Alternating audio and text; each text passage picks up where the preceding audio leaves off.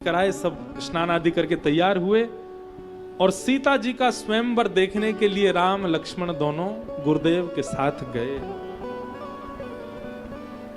रंग भूमि आए दोई भाई, असि सुधि सब पुरवासिन पाई।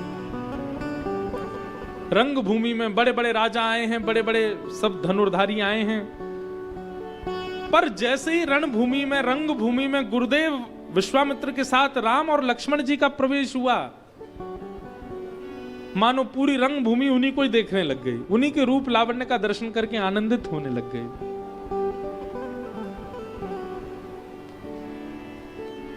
राम लक्ष्मण जी की सुंदरता को देख करके सब आनंदित हो गए। सब मनी मन बात करने लगे कि भैया वास्तव में जिनके स्वयंवर में हम आए उनके लिए योग्य पति तो यही आए हैं जो अभी अभी आए हैं। ऐसा रूप सबके लिए सुंदर बैठने की व्यवस्था थी, परंतु एक दिव्य मंच बना था जो कि मुनि विश्वामित्र के लिए था। वहां जाकर के विश्वामित्र जी बैठे, दोनों राम लक्ष्मण भैया आजू बाजू गुरुदेव के बैठे। सिय शोभा नहीं जाई बखानी, जगदम्बिका रूप गुण खानी, उपमा सकल मोहि लघु लागी, प्राकृत नारी अंग अनुरागी। कवियों ने जितनी उपमाएं रखी हैं एक सुंदरता पर लिखने के लिए, वो सारी उपमाएं फीकी पड़ रही हैं सीता जी के रूप पर। ऐसा रूप है सिया जी का, उसका कोई वर्णन नहीं कर सकता है। तभी पूरी सभा एकत्रित हो गई, बंदीजन खड़े हो गए, खड़े होकर के उन्होंने पूरे नियम समझाए और पूरा बताया गया भाव कि भैया ये सामने धनुष रखा है, हमारे जनक जी महाराज का संकल्प है कि अपनी पुत्री उसी को देंगे जो इस धनुष को तोड़ने की क्षमता रखता हो। बोले बंदी बचन बर सुनहु सकल महिपाल, पन विदेह कर कहीं हम भुजा उठाई विशाल। भूप सहस दस एक ही बारा, लागे उठावन टरई नटारा। ऐसा वर्णन करते हैं कि 10,000 राजाओं ने प्रयास कर लिया। अब यहां पर लिखा तो है एक ही बार में 10,000 राजा गए और जाकर के उठाने लगे, लेकिन धनुष को हिला नहीं पाए। लेकिन इसका वर्णन कई संतजन करते हैं, बोले एक दिन में 10,000 राजा आके चले गए, लेकिन कोई भी तस से मस हिला नहीं पाया धनुष को। बड़े बड़े राजाओं ने आकर के प्रयास किया। जिस धनुष को, ऐसी कथा आती है कि बाल्यकाल में सीता जी ने उठा करके नीचे जो वस्त्र रखा था उस वस्त्र को बदलने का प्रयास किया, वस्त्र हटा करके दूसरा वस्त्र रख दिया। शिव जी का धनुष है तो नीचे आसन बदलने के लिए सीता जी ने एक ही हाथ से उठा करके, बाम हस्त से उठा करके आसन बदल करके धनुष को पुनः रख दिया। जब जनक जी महाराज पूजन करने के लिए गए तो उन्होंने कहा कल तो नीला वस्त्र था, अभी तक इतने दिनों से नीला वस्त्र था, ये अचानक से लाल वस्त्र कैसे हो गया, ये किसने किया? सब जगह पूछा गया तो बताया, बोले कि जानकी जी, सीता जी गई थी और सीता जी ने उठा करके दूसरा वस्त्र कर दिया। जनक जी सुनकर के आश्चर्यचकित हो गए, जिसको कोई हिला नहीं सकता सीता जी उसको उठा करके वस्त्र बदलते। तो उसी दिन संकल्प कर लिया था कि जो इस धनुष को उठाएगा उसी से ही ब्याह होगा सीता जी का। इतना बलवान तो होना चाहिए मेरे दामाद में। लेकिन आज बड़े बड़े राजा थक गए, अपने गुरुजनों का आशीष लेकर के सब जाएं, लेकिन कोई भी धनुष को हिला ना पाए।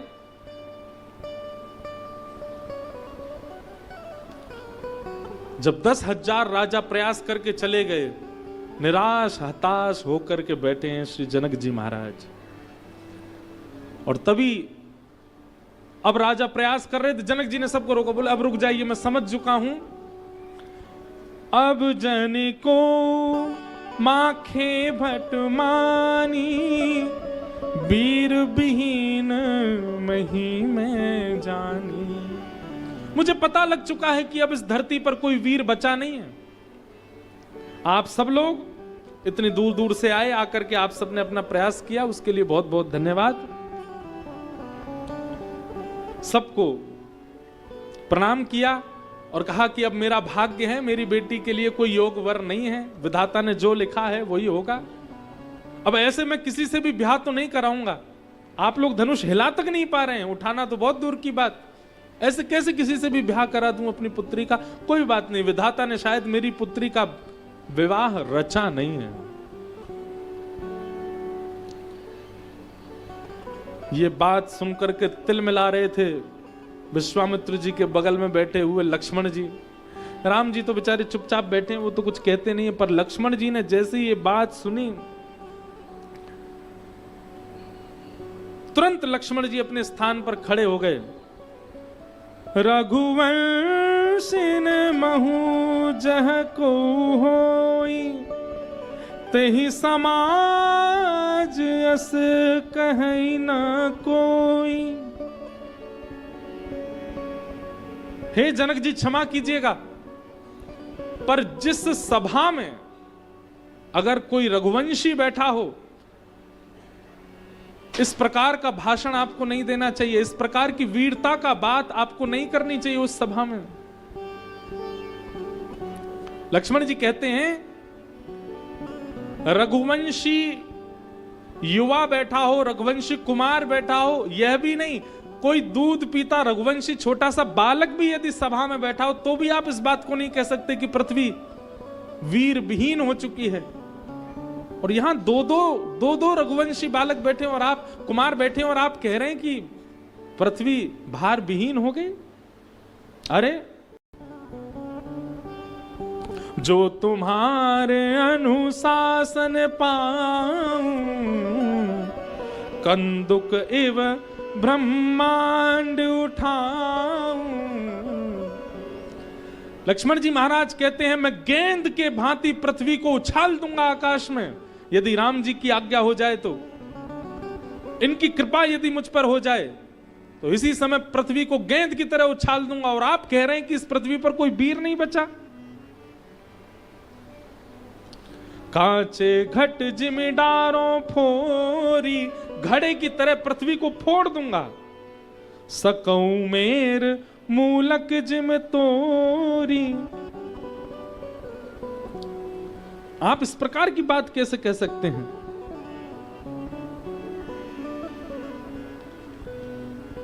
लक्ष्मण जी की इस बात को सुन करके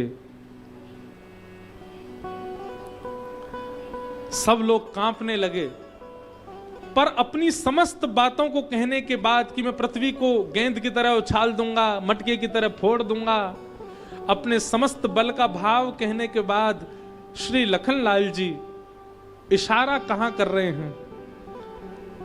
तोरो छत्रक दंड जिम तब प्रताप बलनाथ, जो न करो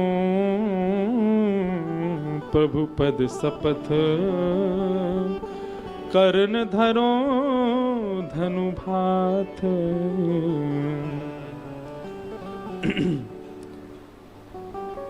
और ये सब करने में मेरा बल नहीं है, ये सब राम जी की कृपा से मैं करूंगा।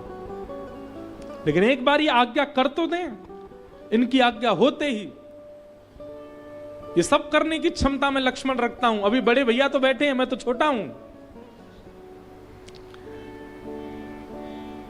लक्ष्मण जी के इस ताम्रवर्ण को देख करके राम जी ने तुरंत लक्ष्मण की ओर इशारा किया, और लक्ष्मण जी के राम जी के नेत्रों को देख करके लक्ष्मण जी थोड़े सकुचाए। राम जी ने पकड़ करके प्रेम से अपने पास बैठाए, बोले ऐसे सभी सभाओं में उछला नहीं करते, लक्ष्मण बैठ जाओ चुपचाप, कोई बात नहीं।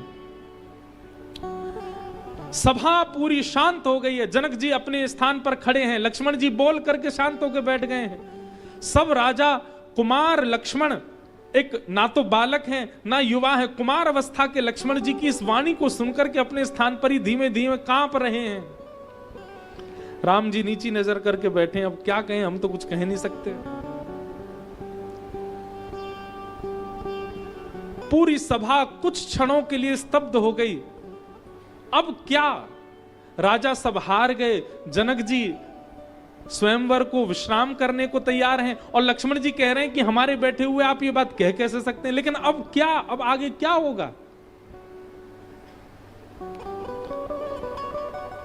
तभी गुरु विश्वामित्र राम जी के ऊपर हाथ रख करके कहते हैं, उठहु राम भंजऊ भव चापा, उठहु राम भंजऊ भव चापा, मेटहु तात जनक परितापा, मेटहु तात जनक परितापा, गुरुपदि वंदे सहित अनुरागा, गुरुपदि वंदे सहित अनुरागा।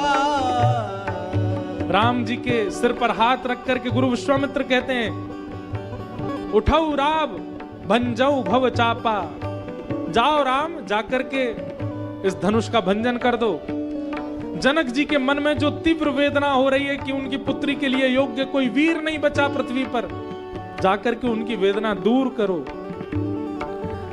गुरु की बात सुनकर के राम जी विचार नहीं करते हैं गुरु आज्ञा पर, तुरंत गुरु चरणों में प्रणाम किया है और प्रणाम करके, आहा अगली पंक्ति बहुत सुंदर लगती है क्या, सहज चले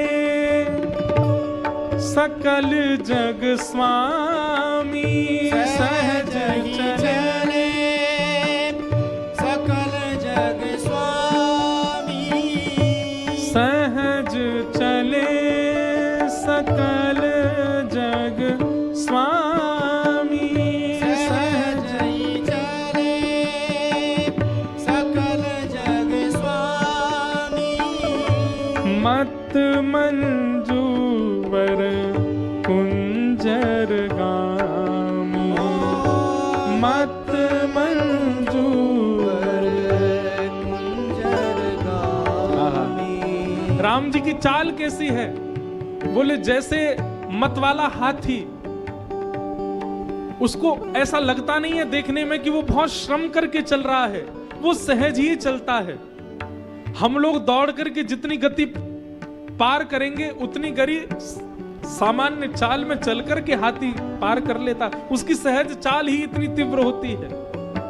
मतवाला मदमस्त हाथी जिस प्रकार के मगन होकर के चलता है, ऐसे ही सहज स्वभाव से श्री राम जी धनुष की ओर जा रहे हैं। सहज चले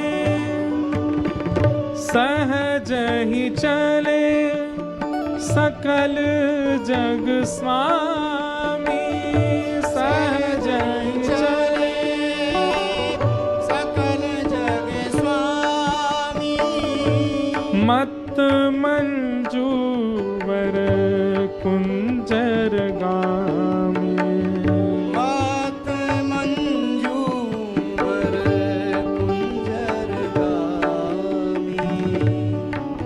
राम जी गए। जैसे ही राम जी जा रहे हैं, कुछ राजा तो उनका उपहास कर रहे हैं, बोले नन्हा सा कुमार बालक जा रहा है तोड़ने के, हम झेला नहीं पाए और ये जा रहा है।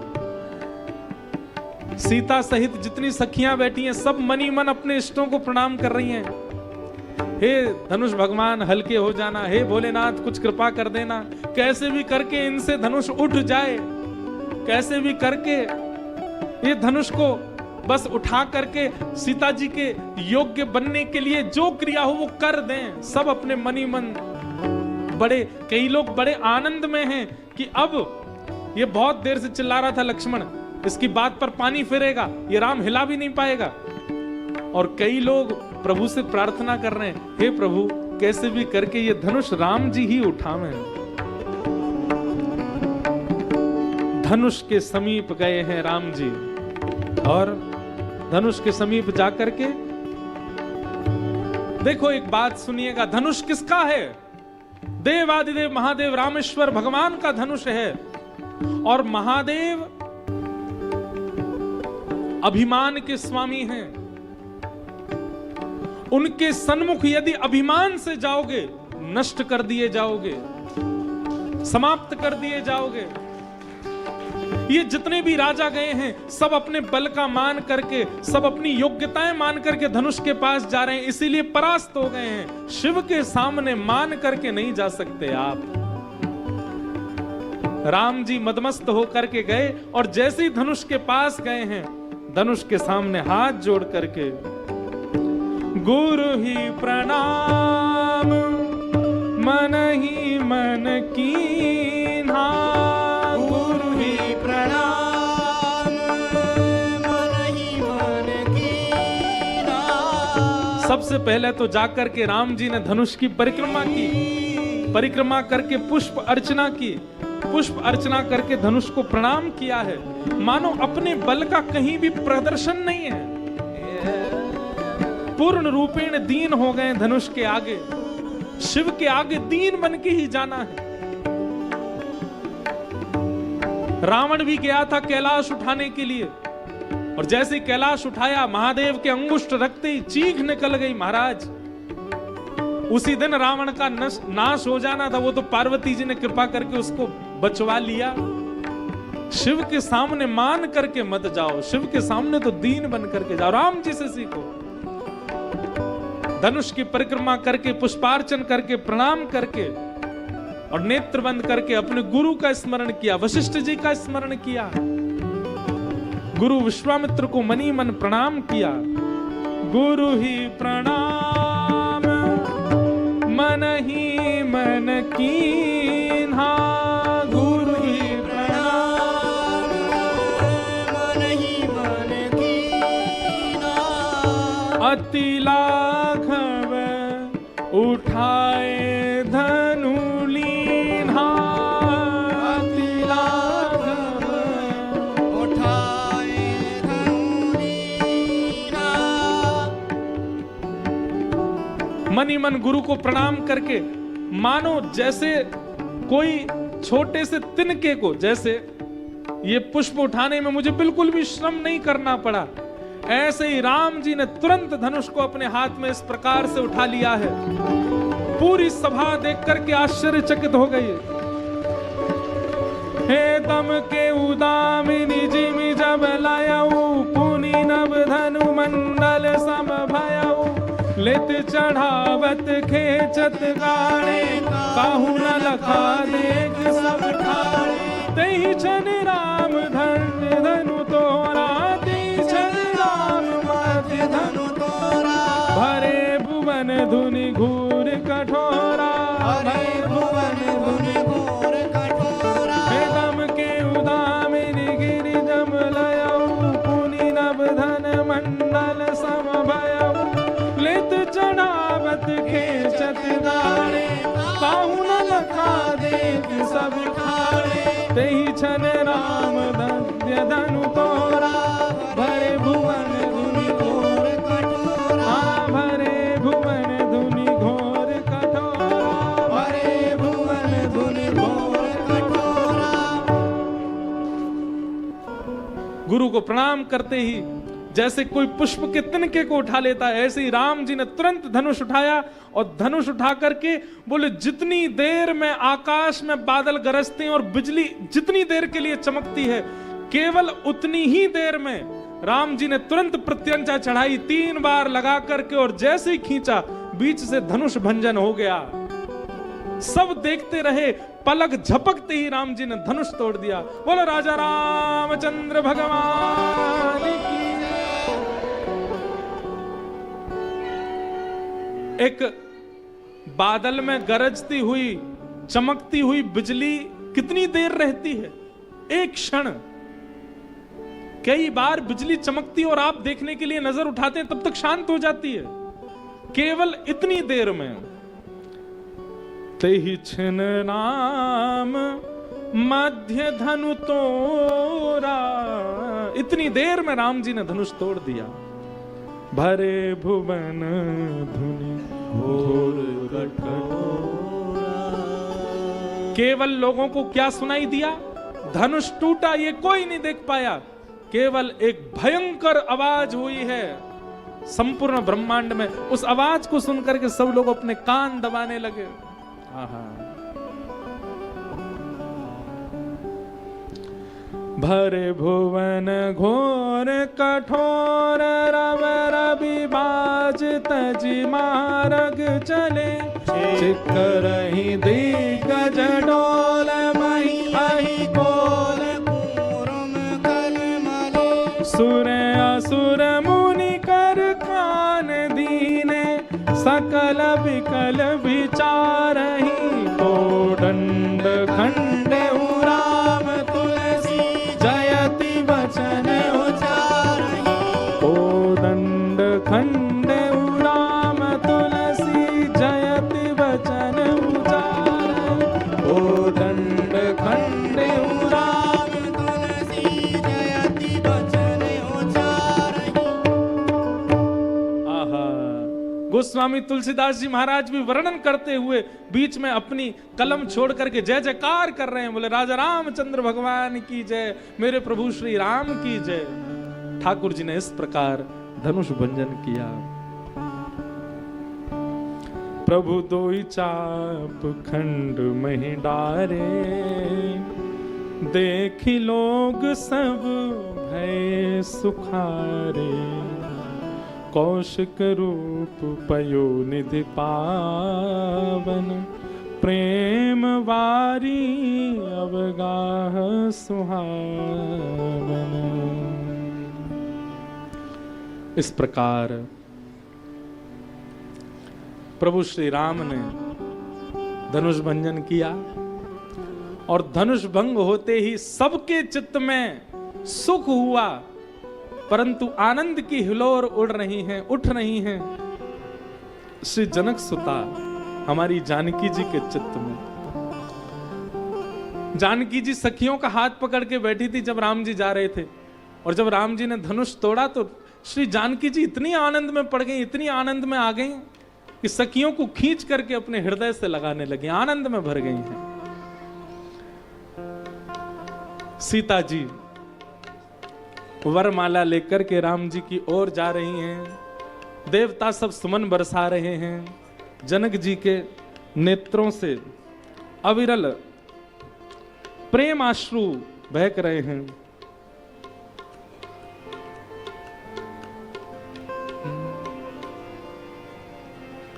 सब आनंद में भर रहे हैं। सीता जी धीमे धीमे चरण करके आगे आई। राम जी बिल्कुल खड़े हैं। लक्ष्मण जी भी आनंद में भर गए हैं। सीता जी छोटी सी हैं, राम जी के सामने आकर के खड़ी हो गई। सखियों ने सब कहा, बोले कि हे राम जी अब अवसर है, माला पहन लो। राम जी धीमे से बोले, जानकी जी से कहो वो पहना दें। बोले वो कैसे पहनाएं, आप तो ऐसे तन के खड़े हो, छोटी सी हमारी सीता जी हैं, नेक झुक जाओ। राम जी नहीं झुके। बोले हम रघुकुल कमल दिवाकर किसी के आगे झुकते नहीं हैं हम। सखी बोली, अब जामाता बनने वाले हो, अब पहुना बनने वाले हो, झुकनो सीख जाओ। सारी सहज ससुराल के लोगन के आगे दामाद को झुकना ही पड़े। राम जी बोले हमको अभ्यास नहीं है, हम झुकना जानते नहीं हैं, और यदि आपको झुके भय दामादी चाहिए तो कोई और ढूंढ ले। सब सखियां बोली ऐसे नहीं मानेंगे, कुछ और अपनाना पड़ेगा नियम। लक्ष्मण जी दूर बैठे विश्वामित्र जी के पास, सखियों ने सबने इशारा करके बुलाया। लक्ष्मण जी दौड़े दौड़े आए। बोले कहिए। बोले भैया से कहो झुक जाएं। लक्ष्मण जी बोले हमने अपने भैया से कभी कोई आज्ञा नहीं करी, आज कैसे कर दें। बोले आज्ञा मत करो, निवेदन कर दो, झुक जाएं। सीता जी कब से माला लिए खड़ी हैं।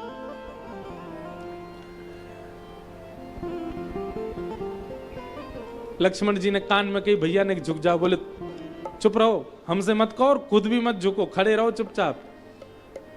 दशरथ नंदन है हम दोनों, रघुकुल कमल दिवाकर, ऐसे थोड़ी झुक जाएंगे। अब ये सब लीलाएं संत जन बताते हैं, नहीं झुके। एक सखी गई लक्ष्मण जी के पास, बोले लक्ष्मण जी झुका दो राम जी को। बोले कि नहीं झुक रहे, क्या करें, मान ही नहीं रहे, हम आज्ञा कर नहीं सकते, निवेदन कर रहे हैं तो मान नहीं रहे, बड़े भैया की आज्ञा माननी पड़ती है। बोले सोच लो, राम जी अगर झुक गए, सीता जी माला पहना देंगी और सीता स्वयंवर संपन्न हो जाएगा, तो राम जी को तो बहू मिल जाएगी, आप कुंवारे रह जाओगे। लेकिन अगर राम जी झुक गए तो हम आपको वचन देती हैं, आपका काम हम बनवा देंगे। लक्ष्मण जी महाराज की तुरंत दृष्टि पड़ी और जैसे ही लक्ष्मण जी ने अपनी होने वाली अर्धांगिनी को देखा, उन्होंने भी निवेदन किया झुकवा दो। फिर बोले हाँ अब तो कुछ करेंगे हम। सब सखियों से कहा दूर दूर हट जाओ। सब सखियां दूर हट गईं। बोले हे रघुनंदन राम, आज आपने रघुकुल की नाक ऊंची कर दी, आज आपने सूर्यवंश का नाम रोशन कर दिया हैं। ऐसे महादेव के धनुष को आपने ऐसे उठा करके और महाराज धनुष भंजन कर दिया, मैं तो आपको प्रणाम भी नहीं कर पाया। आपके श्री चरणों में दंडवत प्रणाम करता हूं। लेट करके लक्ष्मण जी जैसे ही चरणों में दंडवत प्रणाम करने लगे, दंडवत प्रणाम करते देख लक्ष्मण जी को झुकाने के लिए, उठाने के लिए जैसे ही राम जी झुके, सोई सीता जी ने माला पहना दी है।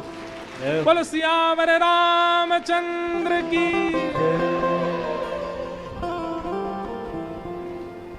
आहा, श्री रघुकुल कोमल कमल नयन को पहनाओ जयमाला,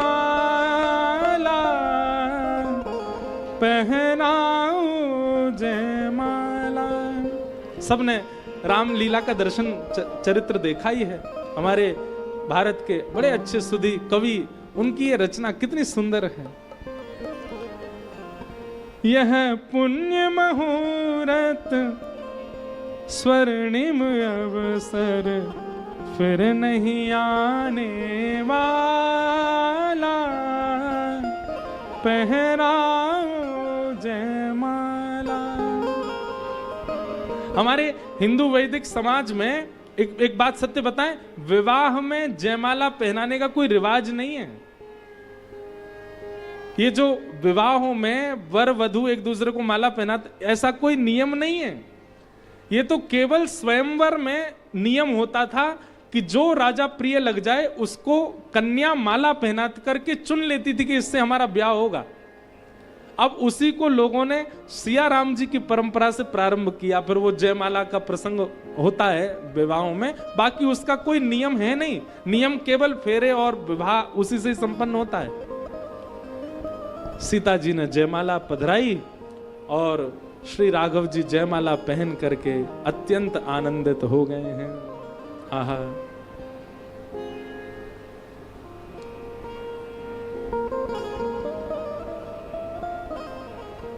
पुष्प वर्षा होने लगी, आकाश में सब देवी देवता आनंद मनाने लगे। आनंद में भर करके सब जय जयकार करने लगे, सियावर रामचंद्र की जय।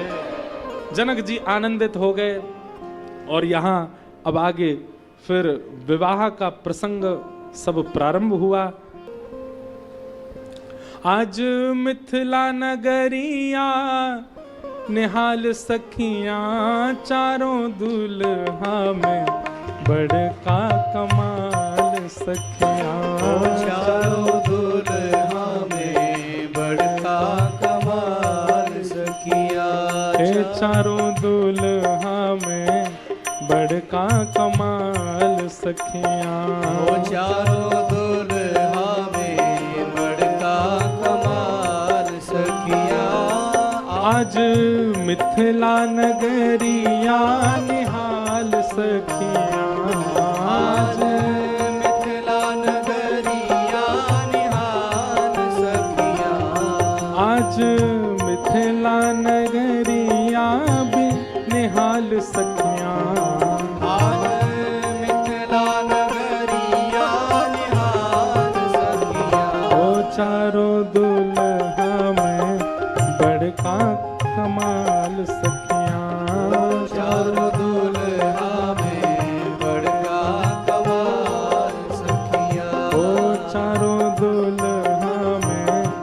बड़का कमाल सखिया। चारों दुल्हा में बड़का कमाल सखिया। राजा राम